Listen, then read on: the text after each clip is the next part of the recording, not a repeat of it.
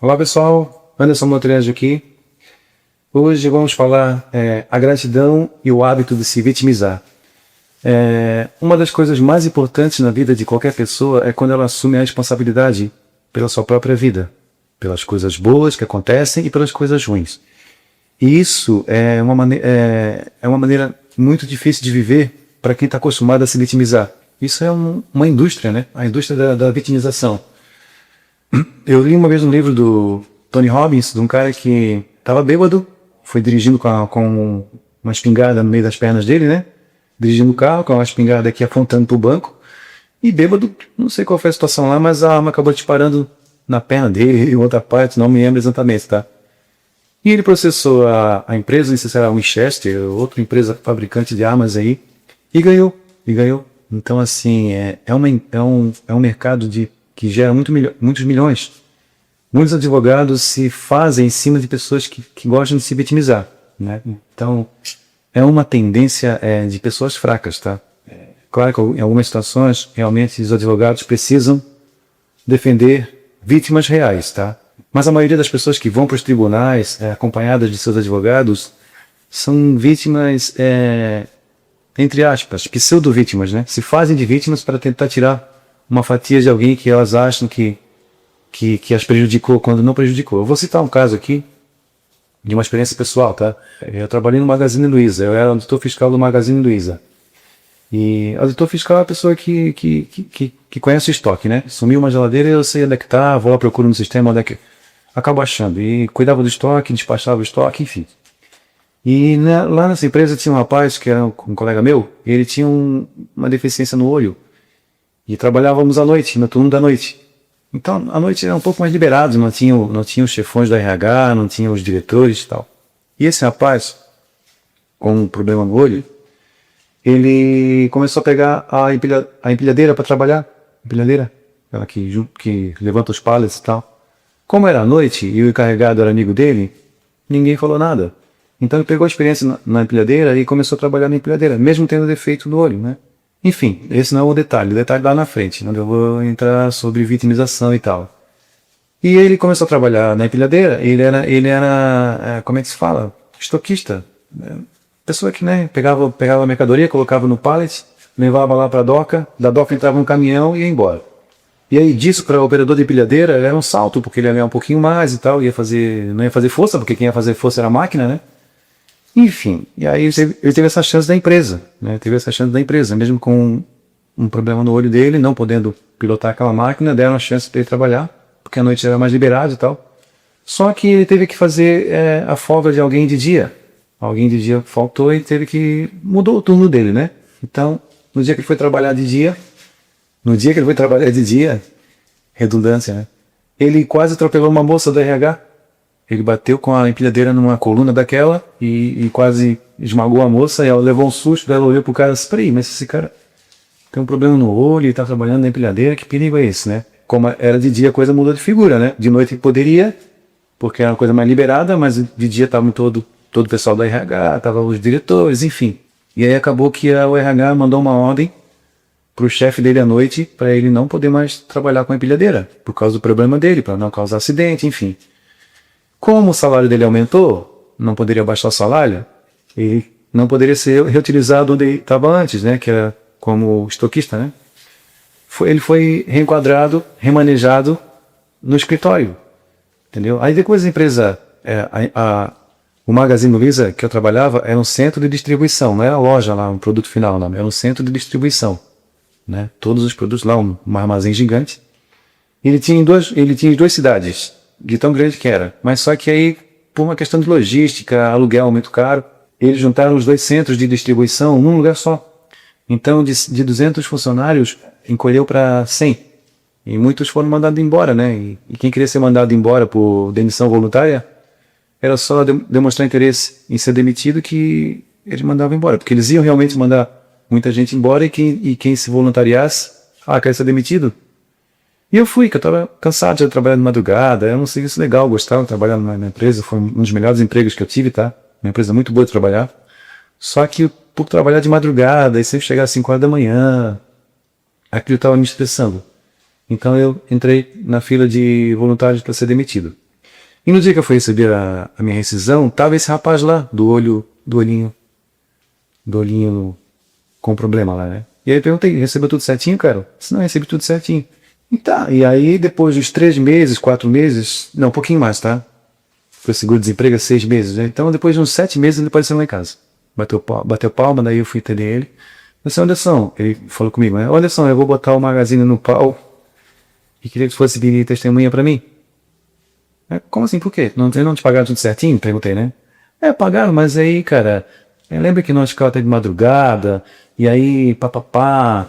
Aí eu vi que tinha um papo de uma vítima aí, sabe? Algum advogado falou pra ele que me teria direito a mais. E como o seguro-desemprego tinha acabado, e ele queria ficar um pouquinho mais tempo sem trabalhar, ele viu ali uma possibilidade de tirar um dinheirinho a mais do Magazine. Eu, com certeza, não ia, né, contribuir com esse tipo de coisa. Eu falei, cara, me desculpa, mas o Magazine Luiza foi uma boa empresa para mim, saí de lá de boa. E assim, nós ficávamos até certa hora, nós passávamos do horário, mas nós não ficávamos trabalhando, nós ficávamos esperando o caminhão chegar, né? Algum caminhão atrasava, nós tínhamos que ficar esperando o caminhão para carregar. Só que nesse meio tempo que a gente ficava, claro, nós ficávamos à disposição da empresa, mas não era um tempo assim que nós éramos explorados trabalhando e tal. Eles davam um lanche, nós podíamos ficar lá fazendo cursos enquanto tinha que finalizar o trabalho. Então assim, eu não me sentia à vontade para entrar nessa empreitada com ele, entendeu? Então assim, é só um caso. Não sou puxa-saco da empresa, tá? Quando tem direito de reclamar, tem que ir lá reclamar e ponto. Não são todas as empresas que são boas, mas nesse caso eu vi um caso de alguém ingrato, né? Se vitimizando e ainda querendo minha colaboração. Assim, cara, desculpa, sou teu amigo, mas não vou compactuar com esse tipo de atitude. Então, e é cheio de gente assim, cara, é cheio de gente assim. E assim, é o seguinte, quanto mais tempo ele ficasse esperando ser restituído pelo Magazine ou pela empresa, mais tempo a vida dele ia ficar travancada. Ele não é um emprego, esperando esse processo sair, né? E em nome de uma coisa que realmente ele não tinha direito, ele tinha sido pago já. Só que na cabecinha dele ele pensou, não, eu vou lá tentar tirar mais um dinheirinho da empresa ainda, entendeu? Então é o tipo de atitude que aconteceu comigo não, aconteceu com um amigo meu, né? Mas é cheio de gente assim no mundo, tá? O cara tem grana, a empresa tem grana, eu vou tentar tirar então. Peraí, dai a César o que é de César, você tem direito a esse dinheiro? Entendeu? Mas eu ganhava pouco, fazia muito. Cara, se você acha realmente que tem esse direito, vai à luta, mas assim, na maioria das vezes, são pessoas querendo receber mais do que entregar, entendeu? Se era aquele salário, você já sabia que era aquele salário. Pessoal, eu não sou assim, puxar saco de empresa, tá? Mas desde quando eu era CLT, desde quando eu era empregado, eu sempre tentava ver o lado da empresa. Os caras estão ali, gastaram milhões para organizar aquele trabalho e para gerar emprego. Aí eu vou querer pegar uma fatia gigante processando aquela empresa sem ter direito. Como eu falei, quando você tem direito, quando você foi penalizado, quando você sofreu um acidente e aí não recebeu o seguro ou não recebeu o devido pagamento, é um outro assunto. Não é porque agora eu tenho uma empresa que eu comecei a ver pelo lado do empresário, não, tá? Eu sempre fui do bom senso.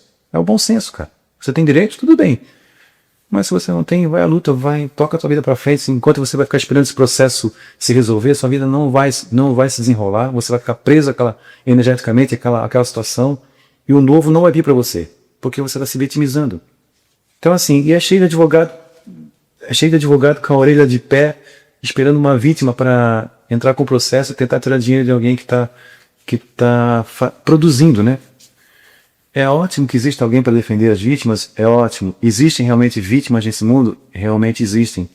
Mas virou uma indústria, né? E as reais vítimas pagam pela maioria, que são pseudo-vítimas, que realmente não tem nada para reclamar e estão ali pedindo coisas das quais elas realmente não têm direito, tá? Então assim, é impossível você viver na gratidão ou você assumir o controle da sua vida enquanto você se vitimizar, tá? Não tem como você ficar rico enquanto você ficar... Não, porque o mundo me deve. Não, porque a mãe me deve. Não, porque meu pai não me deu isso. Não, porque Deus me castiga. Enquanto você tiver esse discurso de vítima, cara, enquanto você não assumir a responsabilidade pela sua vida, se aconteceu com você, você tem essa parcela de culpa, as coisas sempre vão estar atravancadas em sua vida. Então, assim, realmente existem situações em que você realmente foi passado para trás, em que você tem direito, mas são raras, tá? E eu concordo, eu tenho a ideia de que se aconteceu com você, é que uma parcela de culpa você tem. Anderson, você pode queimar a língua, hein? Pode acontecer com você. eu vou ter a mesma ideia. Eu vou ficar pensando, poxa, aconteceu comigo, cara. Qual é a minha parcela de culpa nisso aí? Eu esperava por isso? Fui roubado porque eu estava com medo de ser roubado? Fui enganado porque eu estava com medo de ser enganado? Fui demitido porque eu estava com medo de ser demitido? Entendeu? É muito mais seguro viver nesse cenário onde você sabe que você tem uma parcela, porque é muito mais fácil você arrumar a situação quando você entende que você tem participação naquilo ali. Quando você é vítima, você pensa assim, poxa, sou vítima, não tem nem como arrumar isso aí, porque a situação aconteceu comigo e como é que eu vou arrumar se não depende de mim? Entendeu? Você notou a diferença da pessoa que assume a responsabilidade daquela que se vitimiza? Não é uma crítica, não quero entrar em nós contra eles, é só um convite a você que talvez simpatize com a ideia de se vitimizar, a pensar se isso está te levando para o lado positivo da força, né? Ou se você está travancado. E eu realmente já passei por isso, tá? De querer me vitimizar, e a sensação de que eu sou fraquinho, de que eu sou pequeno, de que eu preciso de alguém para me engrandecer, e por causa de alguém eu não consigo ser grande. Cara, eu já passei por isso, tá? Tô falando de causa própria, de conhecimento de causa. Como é essa sensação? E, cara, é muito mais legal, muito mais produtivo, muito mais... te deixa com uma sensação melhor saber que você tem uma grande participação na sua própria vida. Se você tem participação na sua própria vida, vitimizar-se deixa de ser uma opção. Tá? Até uma próxima. Se você puder curtir, comentar e compartilhar esse vídeo, vai ajudar o canal. E se inscrever também, né? Então, obrigado pela sua audiência. Até uma próxima oportunidade. E pare de se vitimizar aí. Gratitude Life. Um jeito suave de viver e conquistar seus sonhos. Agora no formato de e-book. Mais informações na descrição desse vídeo e no primeiro comentário fixado.